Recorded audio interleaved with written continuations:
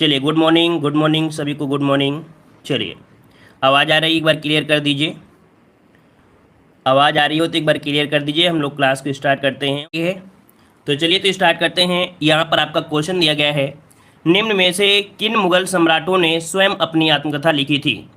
तो चलिए बताइएगा कि कौन से ऐसे मुगल सम्राट थे जिन्होंने अपनी स्वयं की आत्मकथा लिखी। चलिए यहाँ पर जवाब आ रहा है ऑप्शन, यहाँ पर लगभग सभी का आ गया है बी नंबर। कह रहे हैं ऑप्शन बी हो जाएगा आपका बाबर और आपका जहांगीर।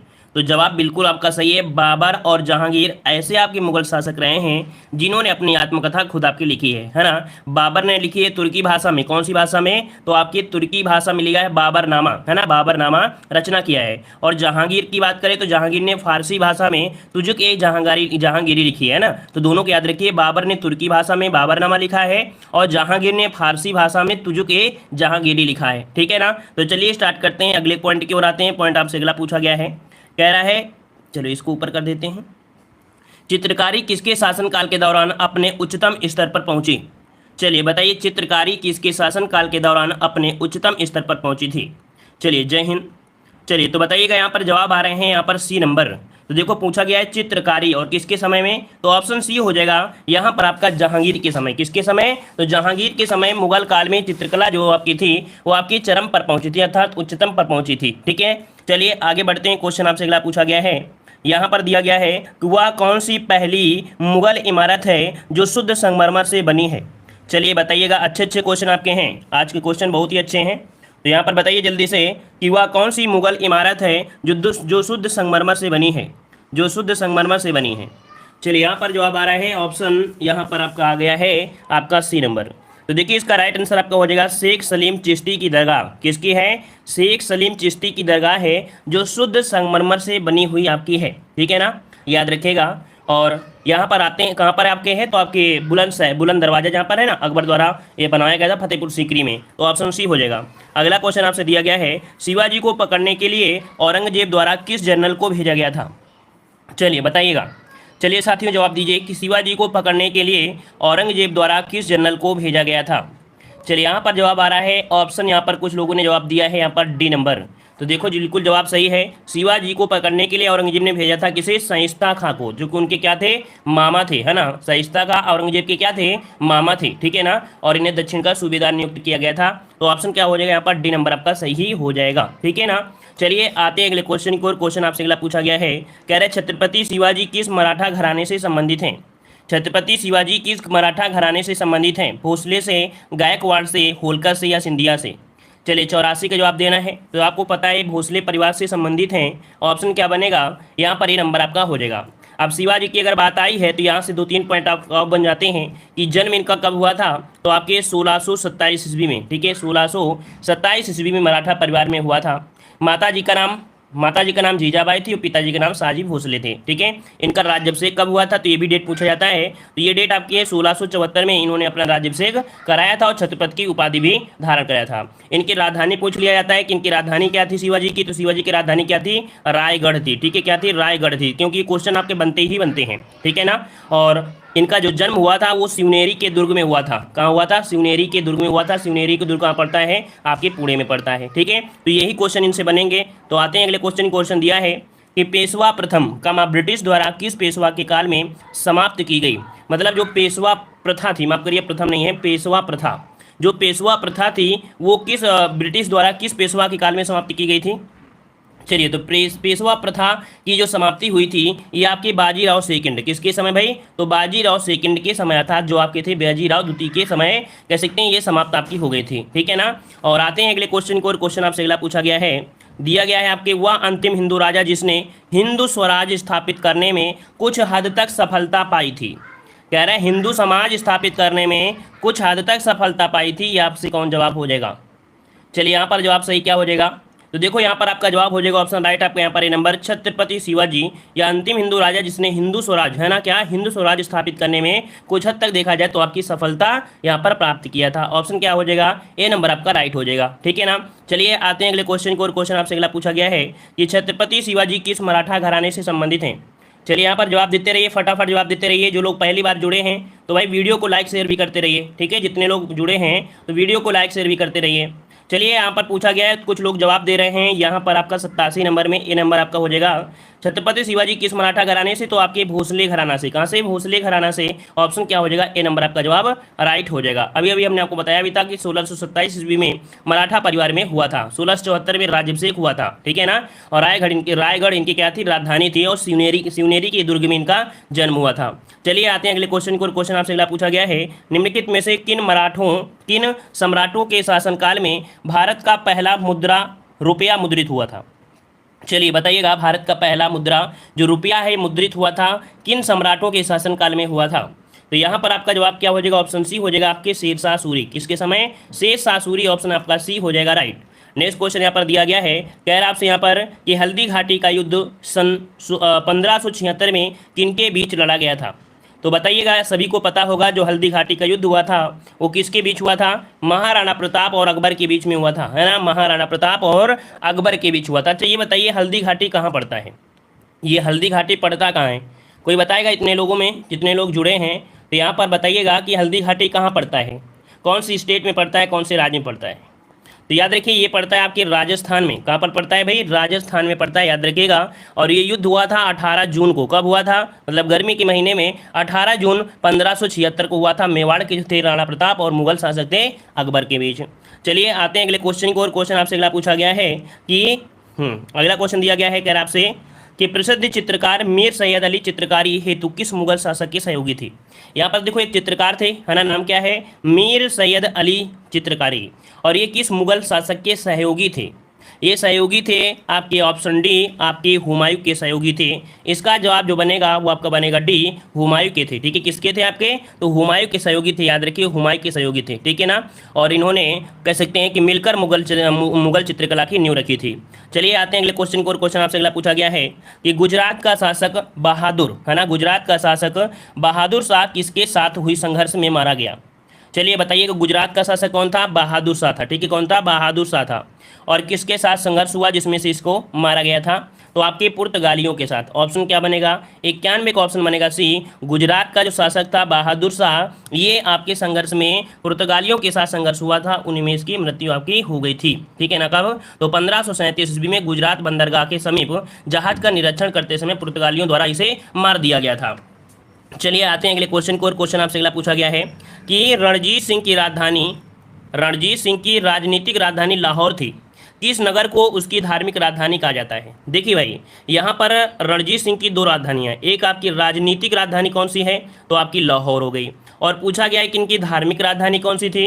तो आपके कहाँ से रिलेटेड हैं? तो आपके अमृतसर से थे। कहाँ से? अमृतसर से। ये इनकी राजधानी थी, कैसी? धार्मिक राजधानी थी, ठीक है, याद रहेगा। चलिए आगे बढ़ते हैं। क्वेश्चन आपसे अगला पूछा गया है, यहाँ पर दिया गया है निम्नलिखित में से निम्नलिखित कौन से युद्ध ने अवध के नवाब को ईस्ट इंडिया कंपनी पर आश्रित बना दिया था? एक ऐसा युद्ध हुआ जो अवध का नवाब था वो ईस्ट इंडिया कंपनी पर आश्रित हो गया था। यहाँ पर कह सकते हैं कुछ रुपए भी आपको दिए गए थे। तो यहाँ पर आपका जवाब क्या बनेगा? ऑप्शन ये हो जाएगा, ये है आपका बक्सर का युद्ध। कौन सा आपका है? तो आपका बक्सर का युद्ध है, ऑप्शन बनेगा यहाँ पर आपका ए, बक्सर का युद्ध हो गया। इसमें से संधि वगैरह हुई थी ना, इसमें से संधि हुई थी और संधि के बाद ये आपका आश्रित हो गया था।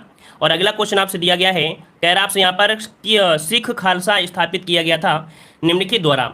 सिख खालसा जो स्थापित किया गया किसके द्वारा स्थापित किया गया? चलिए बताइएगा किसके द्वारा स्थापित किया गया था? तो चलिए यहाँ पर आपका जवाब आ रहा है, ऑप्शन यहाँ पर सी दे रहे हैं कुछ लोग, और कुछ लोग जवाब दे रहे हैं यहाँ पर बी नंबर। याद रखिए इसका राइट आंसर आपका बनेगा आपका बी नंबर, गुरु गोविंद सिंह। क्या हो जाएगा? गुरु गोविंद सिंह। आप लोग बहुत कमज़ोर हो, समझिए बहुत कमज़ोर हो आप लोग। मतलब छोटे छोटे क्वेश्चन में अगर आप गलतियाँ करोगे तो समझिए भी आप कितना कमज़ोर हो। और फिर भी देखो डेली क्लासें भी नहीं लेते हैं, इतने बड़े होशियार बन जाते हैं कि भी क्लासें नहीं लेते हैं, जैसे कि भी पूरी तरीके से आईएएस की तैयारी कर चुके हैं। पीईटी तो इनके लिए बिल्कुल बहुआ है ना। ऐसे बिल्कुल तैयारी करते हैं, अगर नोटिफिकेशन ना जाए तो कोई नहीं आता है, जबरदस्ती इनको पढ़ने के लिए भेजा गया है। ये समझिए कि आज लगभग देखा जाए 90% वही बच्चे पढ़ते हैं जिनका प्रेशर होता है, या तो घर का प्रेशर होगा या तो शादी का प्रेशर होगा कि जॉब नहीं मिलेगी तो शादी नहीं होगी, है ना। ऐसे ही प्रेशर वाले आजकल पढ़ रहे हैं, नहीं तो भैया कोई पढ़ना नहीं चाहता है। चलिए बताइएगा कि ब्रिटिश राज में आपका आ चुका है, कह रहा है ब्रिटिश ने पंजाब को निम्नलिखित में से किस सन में अपने राज्य में मिलाया था? बताइए ब्रिटिश ने पंजाब को किस समय या किस सन में अपने राज्य में मिलाया? चलिए बताइएगा यहाँ पर आपका जवाब सही क्या बनेगा? चलिए यहाँ पर जवाब आ गया है 95 में, कुछ लोगों ने जवाब दिया है। तो देखो इसका राइट आंसर आपका बनेगा यहाँ पर सी नंबर 1849 में। कब? 1849 में मिलाया था। कुछ लोग जवाब दे रहे हैं 1831, तो भैया यहाँ पर 1831 तो बहुत बहुत पीछे पहुंच गए आप। यहाँ पर याद रखिए कब, तो 1849 इसका आपका राइट आंसर हो जाएगा। ठीक है ना। चलिए आगे बढ़ते हैं। क्वेश्चन आपसे अगला पूछा गया है, कह रहा है जिस समय 1761 में पानीपत की तीसरी लड़ाई में अहमद शाह अब्दाली ने मराठों को हराया, उस समय दिल्ली का शासक कौन था? चलिए बताइए कि जो आपका 1761 में पानीपत की तीसरी लड़ाई हुई थी, है ना, अहमद शाह अब्दाली और मराठों के बीच, उस समय दिल्ली का शासक कौन था? तो दिल्ली का शासक था शाह आलम द्वितीय। कौन था? ऑप्शन ए बनेगा, शाह आलम द्वितीय। इसका राइट आंसर आपका ए हो जाएगा।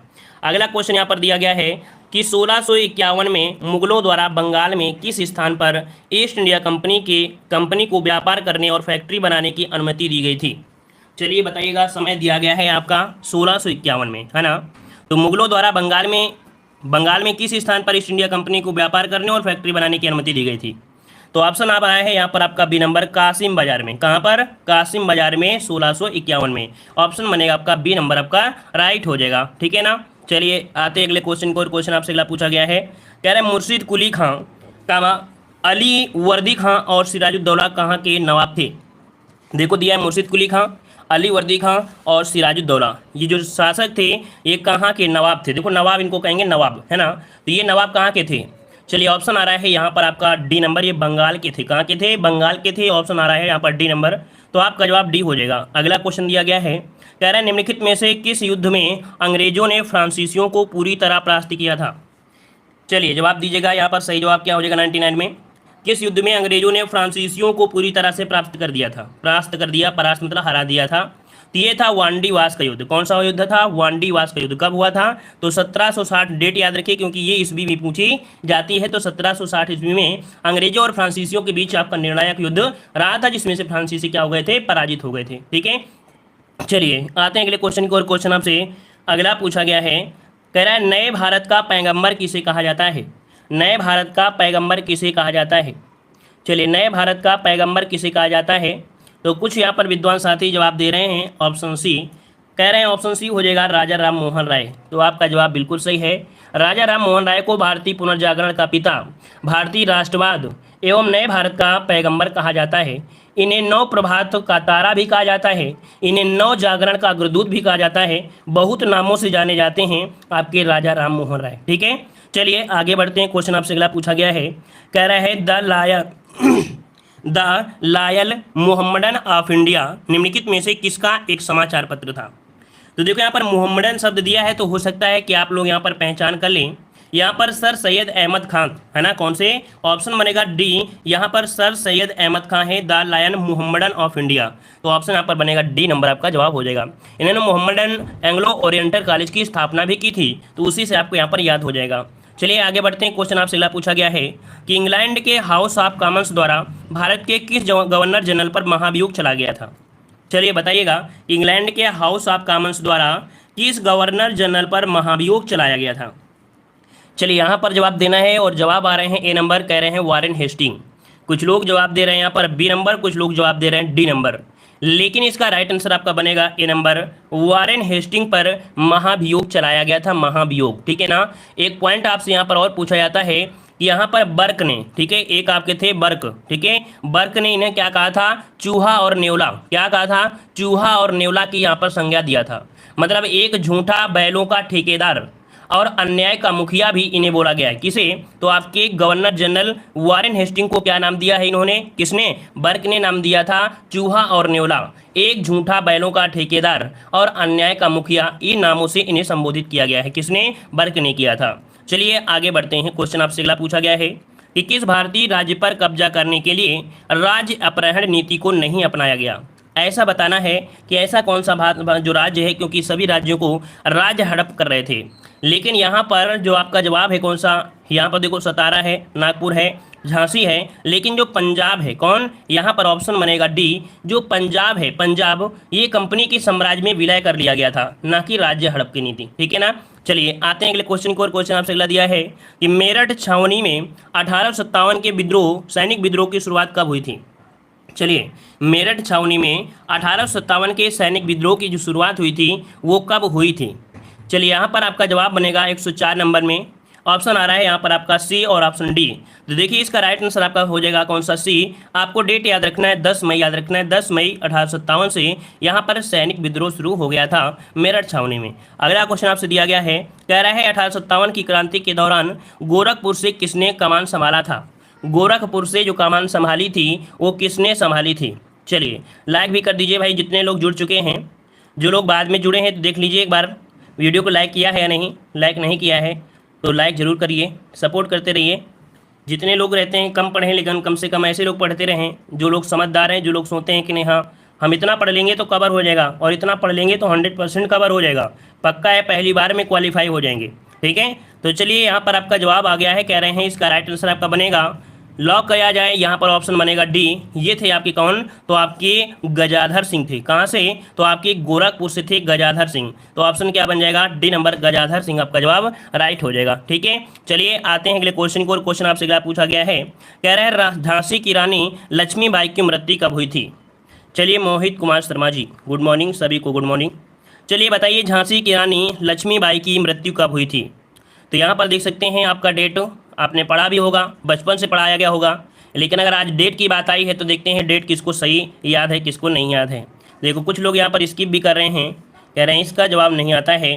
तो देखिए इसका राइट आंसर आपका है ऑप्शन सी। कब? तो आपका जवाब हो जाएगा सी, 17 जून 1858 को। ठीक है, कब? 17 जून 1858 को इनकी मृत्यु हुई थी। अंग्रेजों के विरुद्ध विद्रोह हुआ था और उसमें संघर्ष के पश्चात 17 जून 1858 को इन्हें वीरगति प्राप्त हुई थी। तो ऑप्शन क्या हो जाएगा? सी नंबर आपका हो जाएगा। चलिए आगे बढ़ते हैं। क्वेश्चन आपसे अगला दिया है, सूची फर्स्ट को सूची सेकंड से सुमेलित करना है। यहाँ पर आपके कुछ आंदोलन हैं और कुछ आपके नेता हैं, इनसे जुड़े हुए यहाँ पर हमें देखना है क्या सही हो जाएगा, क्या यहाँ पर आपका गलत है।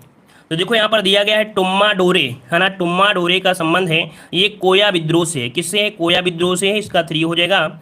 ईशान चंद्र राय का संबंध है पनामा विद्रोह से, इसका 4 हो जाएगा। बिरसा मुंडा का नाम आपने सुना होगा, इनका संबंध है मुंडा विद्रोह से, तो इसका 2 हो जाएगा। और राधा कृष्ण दंडसेन का जो संबंध है वो सबर विद्रोह से, इसका हो जाएगा यहाँ पर 1 हो जाएगा। 3 4 2 1, 3 4 2 1, ऑप्शन आपका ए नंबर आपका राइट हो जाएगा। चलिए आगे बढ़ते हैं। क्वेश्चन आपसे अगला दिया गया है, कह रहा है निम्नलिखित में से किसको लॉर्ड कर्जन का सबसे उपयोगी और महत्वपूर्ण सुधार माना जा सकता है, विशेषता अविभाजित पंजाब प्रांत में रहने वाले लोगों के संबंध में? मतलब देखा जाए सबसे ज़्यादा उपयोगी महत्वपूर्ण सुधार क्या था, किसका? लॉर्ड कर्जन का। तो कर्जन ने, देखो कर्जन देखा जाए ये अच्छा था लेकिन इसने बंगाल विभाजन कर दिया, लेकिन इसकी उपलब्धि जो आपकी देखी जाती है वो देखी जाती है कृषि सुधार से। किससे? ऑप्शन बनेगा यहाँ पर आपका डी नंबर, कृषि सुधार से है। इसके द्वारा एक सिंचाई आयोग की नियुक्ति भी की गई थी। ठीक है, इसके द्वारा लॉर्ड कर्जन के द्वारा सिंचाई आयोग की नियुक्ति भी की गई थी। कब? तो 1901 को नियुक्ति भी की गई थी सिंचाई आयोग की। ठीक है, चलिए आगे बढ़ते हैं। क्वेश्चन दिया गया है कि एक खुली प्रतियोगितात्मक परीक्षा के माध्यम से इंडियन सिविल सर्विसेज में भारतीयों के लिए प्रवेश को निम्नलिखित में से किसने संभव बनाया? तो देखो यहाँ पर खुली परीक्षा जो आपकी थी, है ना, जो आपकी प्रतियोगी परीक्षाएं होती हैं, तो इनकी जो शुरुआत हुई थी वो किसने शुरुआत कराया था? तो यहाँ पर ऑप्शन आ रहा है डी और ऑप्शन यहाँ पर डी आ रहा है, कह रहे रिपन ने कराया था। तो भैया यहाँ पर कुछ लोग डलहौजी बोल रहे हैं, तो बहुत बहुत धन्यवाद। देखते हैं यहाँ पर सही जवाब क्या बनेगा। तो ऑप्शन आपका बनेगा ऑप्शन यहाँ पर आपका बी, डलहौजी ने कराया था। याद रखिएगा कि आपके चार्टर एक्ट आपका आया था 1853, है ना, 1853 चार्टर एक्ट में यहाँ पर सिविल सर्विसेज में नियुक्तियों के लिए प्रतियोगात्मक परीक्षा की व्यवस्था की गई थी और उस समय कौन थे? तो आपके डलहौजी थे। तो ऑप्शन क्या बनेगा? यहाँ पर आपका बी हो जाएगा। आप समझ सकते हैं कि आप लोगों को हिस्ट्री कितनी तैयार है और हमने यहाँ पर क्रम से बिल्कुल पढ़ा रहे हैं, तो आप लोग क्रम से पढ़ लेंगे तो याद रखिए बहुत बेहतरीन हो जाओगे। नहीं अगर इस प्रकार के अगर क्वेश्चन आपने गलती कर दिया तो फिर भाई क्या होगा, है ना, ये उम्मीद में पानी फिर जाएगा। चलिए बताइए कि किस चार्टर एक्ट से चीन के साथ ईस्ट इंडिया कंपनी का व्यापार एकाधिकार समाप्त हुआ? तो बताइएगा चीन के साथ जो ईस्ट इंडिया कंपनी का व्यापार चल रहा था, ये व्यापार जो समाप्त हुआ वो कौन से एक्ट के तहत समाप्त हुआ था? तो ये था आपका 33। कौन सा? तो चार्टर एक्ट 1833 के तहत ये आपका समाप्त हुआ था। ऑप्शन आपका सी राइट हो जाएगा। चलिए आगे बढ़ते हैं। क्वेश्चन आपसे अगला दिया गया है कि हैदराबाद के निजाम द्वारा पहली सहायक संधि हस्तांतरित की गई थी। तो देखिए यहाँ पर दिया गया है कि हैदराबाद के निजाम द्वारा पहली सहायक संधि स्वीकार की गई थी, है ना, जो कि वेलिजली के द्वारा आपकी शुरुआत की गई थी, सहायक संधि स्वीकार की थी और पहला राज्य बना था आपका हैदराबाद। तो यहाँ पर आपका कब, तो ऑप्शन बनेगा यहाँ पर बी नंबर आपके 1798 ईस्वी, 1798 ईस्वी में आपका हुआ था, ठीक है ना। और हैदराबाद की फिर मैसूर हुआ था। हैदराबाद के बाद 1799 में मैसूर हुआ था। हमने कल बताया भी था कि सेकंड कौन था, सेकंड आपका मैसूर था, ठीक है, मैसूर था। फिर इसके बाद अवध था 1801 में, अवध, ठीक है। चलिए आगे बढ़ते हैं। क्वेश्चन आपसे अगला पूछा गया है, बक्सर के युद्ध के बाद ईस्ट इंडिया कंपनी मुगल सम्राट को प्रतिवर्ष का भुगतान करने के लिए सहमति हुई। तो चलिए यहाँ पर बताइए, बक्सर का युद्ध हुआ था और उस युद्ध में ईस्ट इंडिया कंपनी मुगल सम्राट को प्रतिवर्ष कितने रुपए देने के लिए सहमति यहाँ पर किया था। तो चलिए क्वेश्चन आपका सभी का आ रहा है, ऑप्शन बी आ रहा है 26 लाख। तो जवाब आपका बिल्कुल सही है, यहाँ पर 26 लाख आपका जवाब बिल्कुल सही जवाब यहाँ पर आपका राइट हो जाएगा, ठीक है। चलिए आगे बढ़ते हैं। क्वेश्चन आपसे अगला पूछा गया है, कह रहा है निम्नलिखित में से सही सुमेलित करना है। यहाँ पर देख सकते हैं आपके कुछ दिए गए हैं गवर्नर जनरल और उनसे संबंधित यहाँ पर आपका शासन। तो देखिए यहाँ पर जो दिया गया है रॉबर्ट क्लाइव, रॉबर्ट क्लाइव किस लिए जाने जाते हैं, तो बंगाल में द्वैध शासन के लिए, इसका हो जाएगा 3 है ना, इसका 3 हो जाएगा। फिर विलियम बेंटिंग के तो आप लोग जानते होंगे, अंग्रेजी शिक्षा के लिए आपके हैं, तो इसका आपका हो जाएगा 4। चार्ल्स मेटकाफ है ना, इनका संबंध किससे है, तो प्रेस प्रतिबंधों को हटाना, ये चार्ल्स मेटकाफ का सबसे बड़ा अहम रोल था, इसका 1 हो जाएगा। और लॉर्ड कर्जन तो जानते हैं बंगाल विभाजन, तो इसका आपका 2 हो जाएगा। तो बन गया है 3 4 1 2। तो देखते हैं कहीं ऑप्शन है 3 4 1 2, ऑप्शन मिल चुका है, ऑप्शन आपका ए राइट हो जाएगा। चलिए आगे बढ़ते हैं। क्वेश्चन आपसे अगला पूछा गया है कि स्तंभरारी बंदोबस्त किसने लागू की थी, स्तंभरारी बंदोबस्त किसने लागू किया था। चलिए बताइएगा कि स्तंभरारी बंदोबस्त लागू जो किया किसने किया।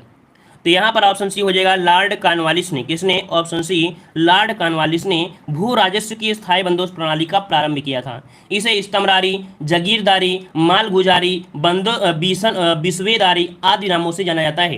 क्या नाम से जानते हैं इसे, तो देखो इसके बहुत नाम है, क्या क्या नाम है, स्तंभरारी है, जागीरदारी है, मालगुजारी है और बिस्वेदारी, ये इन नाम से जाना जाता है। और ये बंगाल, बिहार, उड़ीसा, उत्तर प्रदेश के वाराणसी तक ये आपका फैला था। चलिए आगे बढ़ते हैं। क्वेश्चन आपसे अगला पूछा गया है, कह रहा आपसे अंग्रेजी भारतीय सेना में चर्बी वाले कारतूसों से चलने वाली एनफील्ड राइफल कब शामिल की गई। चलिए बताइए, अंग्रेजी भारतीय सेना में जो चर्बी वाले कारतूस थे इन्हें जो शामिल किया गया वो कब शामिल किया गया था, किसी को डेट याद है यहाँ पर। चलिए तो डेट यहाँ पर कुछ लोग जवाब दे रहे हैं सी, कुछ लोग जवाब बी, कुछ लोग डी, मतलब इसमें से किसी को क्लियर नहीं है। और ऐसे ही पॉइंट पर फोकस करना है, याद रखिएगा। ऐसे अगर टेस्ट पेपर लगाते हैं तो आप सफलता मिलेगी। यहाँ पर दिसंबर 1856 में जवाब बन जाएगा बी नंबर। अगला क्वेश्चन आपसे दिया गया है, कह रहा आपसे यहाँ पर मंगल पांडे की घटना घटित हुई थी। मंगल पांडे की जो घटना घटित हुई थी ये आपके कहाँ पर घटित हुई थी। इस प्रश्न का जवाब आप सभी को कमेंट बॉक्स में कमेंट करना होगा, ठीक है। इस प्रश्न का जवाब आप सभी लोग कमेंट बॉक्स में कमेंट करिए कि घटना कहाँ घटित हुई थी। और जो लोग बाद में जुड़े हैं तो एक बार के धन्यवाद।